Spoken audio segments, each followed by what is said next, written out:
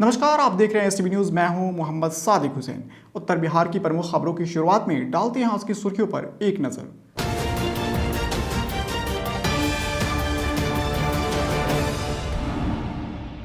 पूर्वी चंपारण जिलाधिकारी शीर्षत कपिल अशोक ने वीडियो कॉन्फ्रेंसिंग के माध्यम से की बैठक। सांसद, विधायक सहित कई जनप्रतिनिधि हुए शामिल। पूर्वी चंपारण जिलाधिकारी की अध्यक्षता में जिला स्वच्छ जल समिति की बैठक हुई संपन्न। दिए गए कई जरूरी दिशा निर्देश। मोतिहारी पुलिस ने की बड़ी कार्रवाई। लूट की घटना को अंजाम देने वाले गैंग को किया गिरफ्तार। सिवान के लक्ष्मीपुर इस्लामिया नगर की चौमर से एक युवक का शव हुआ बरामद। मौके पर पहुंची पुलिस जांच में जुटी। सुगौली प्रशासन और व्यवसायिक संघ ने शहर में किया पैदल मार्च। बांटे मास्क और आम लोगों को कोरोना गाइडलाइंस की दी जानकारी। मझौलिया प्रखंड के पारस पकड़ी छठिया घाट सरेह में लगी आग। करीब 2 बीघा तैयार गेहूं की फसल जलकर हुए नष्ट। समकालीन अभियान के तहत 3 वारंटी और 1 शराब तस्कर को मझौलिया पुलिस ने किया गिरफ्तार, भेजा जेल। ढाका थाने की पुलिस की बड़ी कार्रवाई। पिपरा वाजिदपुर गांव में छापेमारी कर भारी मात्रा में शराब सहित 2 तस्कर को किया गिरफ्तार। अनियंत्रित ट्रक बिजली के पोल के साथ मोटरसाइकिल में पीछे से टक्कर मारते हुए झोपड़ी में घुसा। बाइक चालक हुआ जख्मी। मझौलिया में कथित अपहर्ता निकला 25,000 का इनामी। यूपी की एटीएस ले गई अपने साथ। चिरैया प्रखंड के खरतरी पश्चिमी पंचायत में चल रहे पीसीसी निर्माण कार्य से ग्रामीणों में है आक्रोश। निर्माण कार्य में घटिया सामग्री इस्तेमाल करने का लगाया आरोप। सिवान में शाम के 7 बजते ही बंद होने लगी दुकानें। कोरोना दिशा निर्देशों का पूर्ण रूप से पालन होता दिखा। एसकेली learn karate and stunt club Dhaka के द्वारा 1 दिवसीय कराटे कैंप और बेल्ट ग्रेडिंग का हुआ आयोजन। और हरसिद्धि ब्लॉक कार्यालय से सटे सोनबरसा के धनखरैया स्थित नेहरू खेल ग्राउंड में बिहार वॉलीबॉल प्रीमियर लीग का आज हुआ उद्घाटन।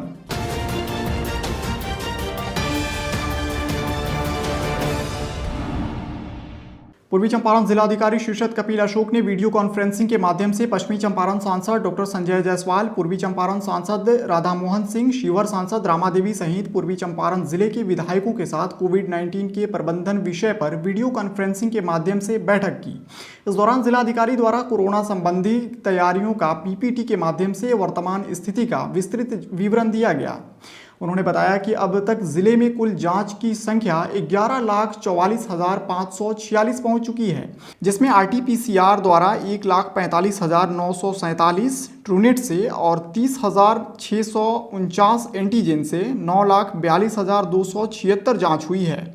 वहीं जिले में अब तक 53 कंटेनमेंट जोन बनाए गए हैं। साथ ही 4 वेंटिलेटर पर 335 बेड की क्षमता वाला कोविड केयर सेंटर तथा 200 बेड की क्षमता वाला डिस्ट्रिक्ट कोविड हेल्थ सेंटर कार्यरत है।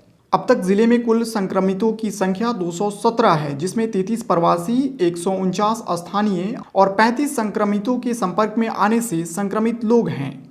वहीं कुल 1,57,290 लोगों को कोविड का टीका दिया जा चुका है।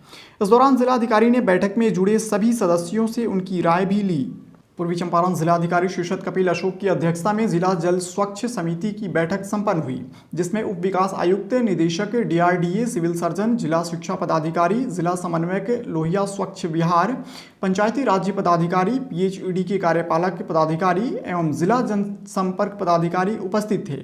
जिलाधिकारी ने तरल कचरा प्रबंधन का कार्य प्रत्येक प्रखंड के 2 पंचायतों में कराने का निर्देश दिया, जिसमें सांसद आदर्श ग्राम पंचायत को प्राथमिकता देने का निर्देश दिया गया। जिस पंचायत में सभी योजनाओं को अच्छे तरीके से क्रियान्वित किया गया है, वहां पर जीविका दीदी से सुझाव देकर एसएलडब्ल्यूएम का कार्य कराया जाए, जिसमें सांसद आदर्श ग्राम पंचायत को प्राथमिकता देने का निर्देश दिया गया।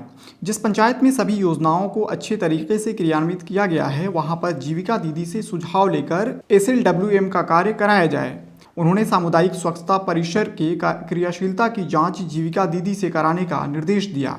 वहीं उन्होंने कहा कि शौचालय निर्माण से छूटे हुए परिवार में शौचालय बनाने का कार्य आरंभ किया जाए।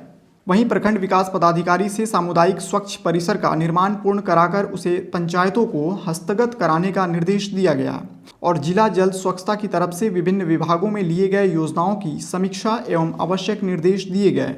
पूर्वी चंपारण जिला अंतर्गत कोटवा थाना क्षेत्र के दीपऊ मोड़ के पास 6 अप्रैल को एक हार्डवेयर व्यवसायी रोहित कुमार को घर जाने के क्रम में अपाची बाइक सवार अपराधियों ने गोली मारकर 2 लाख रुपये लूट लिया था। सूचना मिलते ही पुलिस अधीक्षक नवीन चंद्र झा ने त्वरित एक टीम का गठन किया, जिसमें सदर डीएसपी अरुण कुमार गुप्ता के नेतृत्व में थाना अध्यक्ष कोटवा नितिन कुमार, तकनीकी सेल के प्रभारी मनीष कुमार, सिपाही मुन्ना, चिरंजीवी नित्यानंद को इस घटना की उद्भेदन करने का जिम्मा दिया गया। एसपी द्वारा गठित टीम ने अपनी मेहनत से महज 5 दिनों में ही अपराधियों को गिरफ्तार कर लिया। गिरफ्तार तीनों अपराधियों की पहचान कोटवा थाना निवासी के रूप में हुई है। वहीं अपराधियों के पास से 2 देशी कट्टा, 3 जिंदा कारतूस और लूट के 30,000 कैश भी पुलिस ने बरामद किया है। मोतिहारी पुलिस कप्तान नवीन चंद्र झा ने प्रेस वार्ता कर इस संबंध में विस्तृत जानकारी दी। 6 अप्रैल को कोटवा थाना अंतर्गत दीपऊ मोड़ के पास एक छड़ व्यवसायी रोहित कुमार से गोली मारकर 2 लाख रुपए छीन लिया गया था अपाची सवार कुछ अपराध कर्मियों के द्वारा। उसमें आज 3 अपराध कर्मियों को अरेस्ट किया गया। रोशन यादव, सोनू कुमार और प्रवीण राम, ये तीनों ही कोटवा थाना के निवासी हैं। इनके पास से 2 देसी कट्टा, 3 गोली और लूट का 30,000 रुपया भी बरामद हुआ है। एसडीपीओ सदर के नेतृत्व में टीम बनी थी, जिसमें मनीष, नितिन, चिरंजीवी, मुन्ना और नित्यानंद दुबे थे। इसके साथ ही जो घटना में प्रयुक्त मोटरसाइकिल अपाचे थी वो भी बरामद कर ली गई है। साथ ही 1 मार्च को भी एक लूट की घटना हुई थी, जिसमें एक वृद्ध से 60,000 रुपये छीन लिया था। वो भी इसी गैंग का काम था और उसमें जो प्रयुक्त हुई थी कार, वो भी बरामद कर ली गई है और उसकी पहचान भी कर ली गई है जो वादी थे उनके द्वारा। साथ ही जो चौथा इनका गैंग मेंबर था अजीत कुमार यादव, उसको 2 दिन पहले ही अरेस्ट करके एक मोटरसाइकिल लूट के मामले में लूटे हुए मोटरसाइकिल के साथ जेल भेजा जा चुका है। सिवान जिला अंतर्गत लक्ष्मीपुर इस्लामिया नगर से एक युवक का शव बरामद हुआ है। मृतक की पहचान कुशलटोली निवासी बाबूद्दीन खान के 20 वर्षीय पुत्र सैफ अली के रूप में की गई है। बताया जाता है कि सैफ अली कल शाम से ही घर से लापता था। परिजनों के काफ़ी खोजबीन के बाद भी सैफ अली का कहीं पता नहीं चल सका। आज सुबह पुलिस को एक अज्ञात शव लक्ष्मीपुर इस्लामिया नगर के चंवर से पानी भरे गड्ढे से बरामद हुआ। प्रथम दृश्य देख स्थानीय लोग मान रहे हैं कि अपराधियों द्वारा घटना को अंजाम देने के बाद शव को पानी के गड्ढे में फेंक दिया गया है। इसकी सूचना मिलने पर परिजन वहां पहुंचे और पहचान किया कि यह उन्हीं का पुत्र सैफ अली है, जिसके सर पर गोली मारी गई है। जानकारी के मुताबिक 5 भाइयों में सैफ अली चौथे नंबर पर था, जो इंटर की परीक्षा देकर आगे की पढ़ाई के लिए बाहर जाना चाहता था, लेकिन लॉकडाउन की वजह से नहीं जा सका। सैफ अली के पास बाइक और मोबाइल था, लेकिन बाइक और मोबाइल अभी तक बरामद नहीं हो पाया है, जिसकी तलाश पुलिस कर रही है। बढ़ते अपराध को देखते हुए सिवान वासियों में दहशत का माहौल है। न्यूज़ में आपका स्वागत है। मैं हूं मोहम्मद सादिक। अभी सिवान में एक बहुत बड़ी और ज़बरदस्त तरीके से घटना घटी है, जिसमें एक 20 साल के युवक को गोली मार दी गई है। गोली उसके सर पे लगी है। लाश ये जो है वो सिवान के चौरा से बरामद हुई है। जब पुलिस को अज्ञात लाश का पता चला तो उन्होंने जब उसे रिकवरी कराया तो उसके बाद से ये पता चला है कि ये लाश जो है शुकुलटोली के एक शख्स की है। देख करके और पहचान किया और पहचान करके यहाँ सदर हॉस्पिटल में लेकर के आए हैं। काफ़ी आक्रोशित हैं। उनका ये कहना है कि प्रशासन से मांग की जाती है कि जो लोग भी इस घटना में शामिल हैं उन्हें सख्त से सख्त सज़ा दी जाए। अरे लड़का मेरा 7-8 बजे खाना खाकर निकला घर से। अब पता नहीं, उस वक्त हम लोग मोबाइल लगाए, लगा नहीं। उसको खोजबीन हम लोग किए तो दिन में पता चला कि वहाँ चौर में उसका मर्डर हो चुका है। तो हम लोग प्रशासन से यही मांग करेंगे कि भाई हत्यारा को जल्दी से जल्द गिरफ्तार किया जाए, है ना। और से शाम को निकला था शहर में, और शहर के बाद इन लोग बहुत प्रयास किए खोजने के लिए, बाकी वापस नहीं है। बाकी दिन में किसी न किसी व्यक्ति के माध्यम से पता चला तो चौर में पानी में डूबा हुआ व्यक्ति था, जिसको प्रशासन लाया और उसके शरीर देखने के बाद उसके सर में गोली मारने का काम किया गया है। निश्चित तौर पर सिवान शहर में 2 घटना घट चुकी है। एक घटना घटी है सराय थाना के क्षेत्र में और दूसरी घटना ये शुक्ला टोली में घट गया है। तो कहीं ना कहीं अपराध का दौर बढ़ रहा है। ऐसे परिस्थिति में कैसे काबू पाया जाएगा, कैसे रोका जाएगा, इसकी आवश्यकता है। बिहार सरकार ने कोरोना महामारी को देखते हुए नया कोरोना गाइडलाइंस जारी किया है, जिसको लेकर सुगौली शहर में स्थानीय प्रशासन और व्यावसायिक संघ के द्वारा पूरे शहर में पैदल मार्च कर कोरोना गाइडलाइंस के बारे में लोगों को जानकारी दी गई। इस पैदल मार्च में मास्क नहीं पहने लोगों के बीच मास्क का वितरण किया गया। साथ ही उन्हें निर्देश दिया गया कि अगर मास्क नहीं पहने तो उनसे जुर्माने की राशि वसूल की जाएगी। इस जागरूकता अभियान में थाना प्रभारी विवेक जायसवाल ने कहा कि हर हाल में कोरोना गाइडलाइंस का पालन करें। नियम का पालन नहीं करने वाले लोगों के ऊपर सख्त कार्रवाई की जाएगी। सोशल डिस्टेंसिंग, मास्क लगाइए, सैनिटाइजर लगाइए। ये व्यावसायिक संघ और प्रशासन के साथ जो कार्यक्रम आज प्रथम दिन चलाया है, ये कार्यक्रम चलता रहेगा और लोगों को जागरूक किया जाएगा और समय पर लोगों को दुकान बंद करने के लिए आग्रह किया जाएगा। धन्यवाद। तेज गर्मी और पछुआ हवा के कारण आगलगी की घटनाएं बढ़ने लगी है। इन दिनों खेतों में गेहूं की फसल तैयार खड़ी है। ऐसे में किसानों की चिंताएं बढ़ गई हैं। मझौलिया प्रखंड अंतर्गत पारस पकड़ी छठिया घाट स्थित एक सरेह में झूलन भगत के गेहूं के खेत में आग लग गई। इससे खेत में खड़ी गेहूं की करीब 2 बीघा फसल जलकर नष्ट हो गई। बताया जाता है कि दोपहर के समय झूलन भगत के खेत में अचानक धुआं निकलने लगा। जब लोग वहां पहुंचे तो आग की लपटें उठ रही थी। अचानक आग देख लोगों ने शोर मचाया। कुछ लोग समझ पाते तब तक कि सबसे पहले आग ने आसपास के खेतों को भी अपनी चपेट में ले लिया। खेत मालिकों ने लोगों की मदद से आग बुझाने का भरसक प्रयास किया। वहीं ग्रामीणों की सूचना पर फायर ब्रिगेड की गाड़ी भी मौके पर पहुंची। करीब 1 घंटे की कड़ी मशक्कत के बाद आग पर काबू पाया गया। आग लगने के कारण का पता अब तक नहीं चल सका है। वहीं इस आगलगी में किसानों ने भारी नुकसान होने का बात बताया है। पश्चिमी चंपारण जिला अंतर्गत मझौलिया थाना क्षेत्र के विभिन्न इलाकों से समकालीन अभियान के तहत 3 वारंटी और 1 शराब तस्कर को पुलिस ने गिरफ्तार कर जेल भेज दिया है। इस संदर्भ में प्रशिक्षु डीएसपी सह थानाध्यक्ष अमित कुमार ने बताया कि गिरफ्तार किए गए लोगों में 3 वारंटी थे, जबकि एक 5 लीटर देसी चुलाई शराब के साथ गिरफ्तार कर जेल भेजा गया है। इस संदर्भ में प्रशिक्षु डीएसपी सह थानाध्यक्ष अमित कुमार ने बताया कि गिरफ्तार किए गए 4 लोगों में 3 वारंटी थे, जबकि एक शख्स को 5 लीटर चुलाई शराब के साथ गिरफ्तार कर जेल भेजा गया है। वारंटियों में ग्यासुद्दीन मियां, बाबी मियां, राकेश पासवान शामिल हैं, जबकि बांसवाड़ा गांव के नथुनी शाह के पुत्र प्रमोद शाह को 5 लीटर देसी शराब के साथ गिरफ्तार कर जेल भेज दिया गया है। ढाका थाने की पुलिस ने रविवार की रात पिपरा वाजिद गांव में छापेमारी कर भारी मात्रा में शराब जब्त करने के साथ साथ 2 तस्कर को भी गिरफ्तार किया है।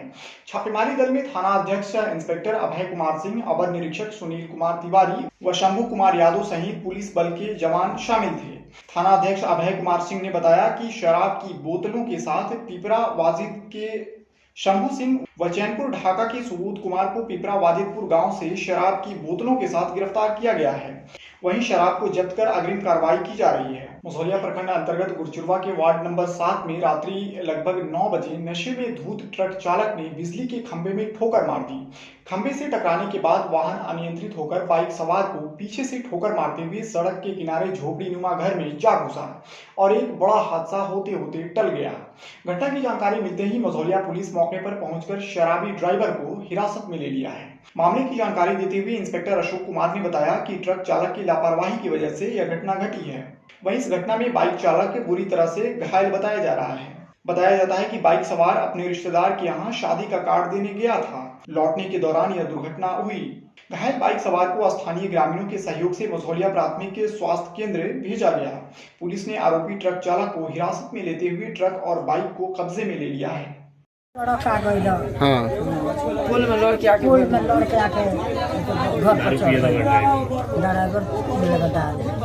मझौलिया पुलिस को उस समय चैन की सांस मिली जब कथित अपहरण वांटेड इनामी अपराधी का पटाक्षेप हो गया। रात भर थाने में सैकड़ों की संख्या में हुजूम लगाए ग्रामीण उस समय तक अवाक रह गए जब प्रशिक्षु डीएसपी सह थानाध्यक्ष अमित कुमार ने यह खुलासा किया कि राहुल यादव का अपहरण नहीं हुआ है, बल्कि यूपी पुलिस की एटीएस टीम उसे गिरफ्तार कर अपने साथ ले गई है, क्योंकि उस पर 25,000 का इनाम यूपी पुलिस द्वारा रखा गया था। साथ ही उन्होंने बताया कि राहुल यादव पर यूपी के दारागंज थाना में संगीन अपराध के मामले में कांड संख्या 91/17 भी दर्ज है। इस बाबत उसके विरोध कुर्की जब्ती की कार्रवाई भी की जा चुकी है। इधर परिजनों द्वारा अपहरण की आशंका जताते हुए मझौलिया थाने में एक आवेदन दिया गया था, जिसके आलोक में मझौलिया पुलिस अज्ञात के विरुद्ध कांड संख्या 205/21 दर्ज की है। इधर कथित अपहरण को लेकर सैकड़ों ग्रामीणों ने थाना पर प्रदर्शन भी किया। बताया जाता है कि सूचना मिलते ही त्वरित कार्रवाई करते हुए प्रशिक्षु डीएसपी अमित कुमार, पुलिस निरीक्षक अशोक कुमार दल बल के साथ घटनास्थल पर पहुंचे और मामले की गहन छानबीन करते हुए संभावित ठिकानों पर छापेमारी भी की। कल शाम में पुरुषोत्तमपुर से सूचना मिली हमें कि वहाँ से एक व्यक्ति जिसका नाम राहुल यादव है, वो उसको किसी ने अपहरण करके लेकर गया है। तो हमारी टीम तुरंत हम भी गए वहाँ पे, रश किए, CCTV फुटेज को खंगाले। वहाँ एक ग्रे कलर की कार देखी, अल्टो K10 करके, लेकिन उसका नंबर नहीं दिख पाया। आगे से नंबर नहीं था, पीछे से जो नंबर लिखा भी होगा अगर तो ब्लर दिख रहा था, तो उसे कोई आइडेंटिफाई नहीं हो पाया। सो रात भर हम लोगों ने इसके बारे में काफ़ी विचार विमर्श किया, अपने वरीय अधिकारी को सूचना दिया, अपने DIU टीम से संपर्क साधा, लेकिन कोई कंफर्म न्यूज़ हमें नहीं मिल पाया। अभी पता चला है कि उसके लिए पहले से अटैचमेंट उसके घर पर हुआ था और उसका मामला है कि यूपी में दारागंज में चल रहा था। दारागंज में वो वारंटी है, वहाँ के CO से मैंने भी बात किया तो वो बोल रहा है कि उसके हेड पर 25,000 का इनाम था। और फिर उसी दरमियान एक नंबर से कॉल आया उसके घर के पर्सनल किसी व्यक्ति के नंबर पर, तो उसको हमने ट्रैवल लोकेशन लिया, उससे पता चला कि वो अभी बनारस से दारागंज ले जाया गया है। पता उसके बाद जब अगरतर इसके बारे में जानकारी इकट्ठा की गई तो पता चला कि जो ATS के SDO होते हैं उन्होंने इस चीज़ को कंफर्म किया कि चूँकि वो पहले से वांछनीय था तो उसे हम ले जाके दारागंज पकड़ के ले जा रहे हैं, आगे कार्रवाई की जाएगी। चिरैया प्रखंड के खरतली पश्चिमी पंचायत के पटजिलवा गांव में चल रहे PCC निर्माण कार्य का ग्रामीणों ने विरोध किया है। ग्रामीणों का कहना है कि सिकराहना नदी के मिट्टी मिश्रित बालू व बड़े बड़े घटिया गिट्टी से ढलाई का कार्य किया जा रहा है, वहीं रोड पर ईंट भी नहीं डाला जा रहा है, जिसके कारण यह कुछ ही दिनों में फिर से टूट जाएगा।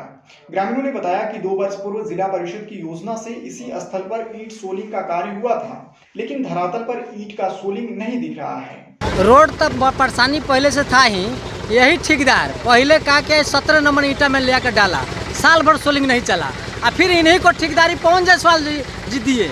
यानी लूटने और लूटमाने वाली काम है। पहले जो है सोलिंग साल भर नहीं चला, यही प्रभाकर जायसवाल ने कराया, साल भर नहीं चला, फिर उन्हीं को ठेकेदारी यहीं पर मिल गया PCC करने के लिए। मेटल 2 इंची 2.5 इंची और 6 गो 7 गो में एगो सीमेंट और बालू।